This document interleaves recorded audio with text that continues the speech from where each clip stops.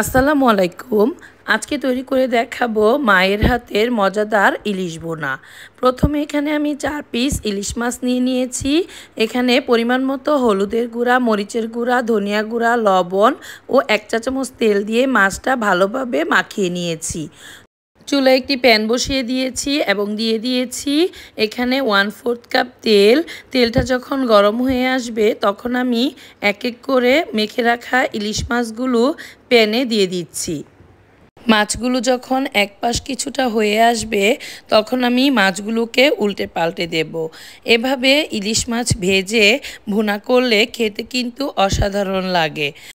মায়ের হাতের রেসিপি খেতে যাদের ভালো লাগে এবং আমার রেসিপিটি যদি ভালো লাগে তাহলে লাইক, কমেন্ট ও শেয়ার করে যাবেন।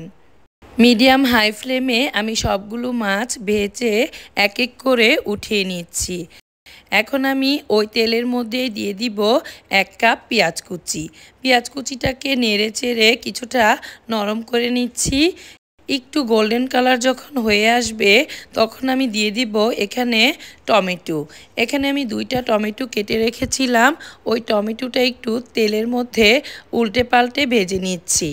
এখন দিয়ে দিচ্ছি 1 চা চামচ আদা রসুন বাটা, 1 চা চামচ মরিচের গুঁড়া, হাফ চা চামচ হলুদের গুঁড়া, হাফ চা চামচ ধনিয়া গুঁড়া ও পরিমাণ মতো লবণ। এখন টমেটো ও সমস্ত মশলা, পেঁয়াজ একসাথে ভালোভাবে নেড়েচেড়ে কিছুক্ষণ ভেজে নেব। এখন পরিমাণ মতো পানি দিয়ে মশলাটা ভালোভাবে কষিয়ে নেব। মায়ের হাতের তৈরি যে কোনো খাবারের স্বাদই অন্যরকম।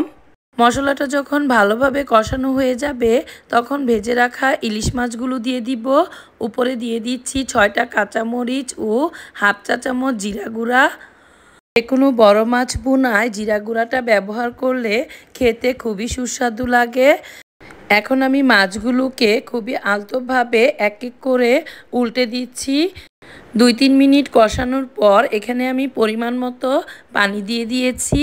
এখন আমি চুলার আঁচটা মিডিয়াম হাই ফ্লেমে করে ঝোলটা কিছুটা শুকিয়ে নেব আর মাছটা আরেকবার উল্টে পাল্টে দেব যাতে মাছের ভিতরে মশলাটা ভালোভাবে ঢুকে যায়। এখন আর ঢাকনা দেওয়ার কোনো প্রয়োজন নেই। এভাবে মিডিয়াম হাই ফ্লেমে 3 থেকে 5 মিনিট জাল করে নিলেই হয়ে যাবে মজাদার ইলিশ মাছ ভুনা। সবশেষে আমি ধনেপাতা কুচি দিয়ে দিচ্ছি। আশা করি আজকের এই মাছ ভুনার রেসিপিটি আপনাদের সবার খুব ভালো লেগেছে।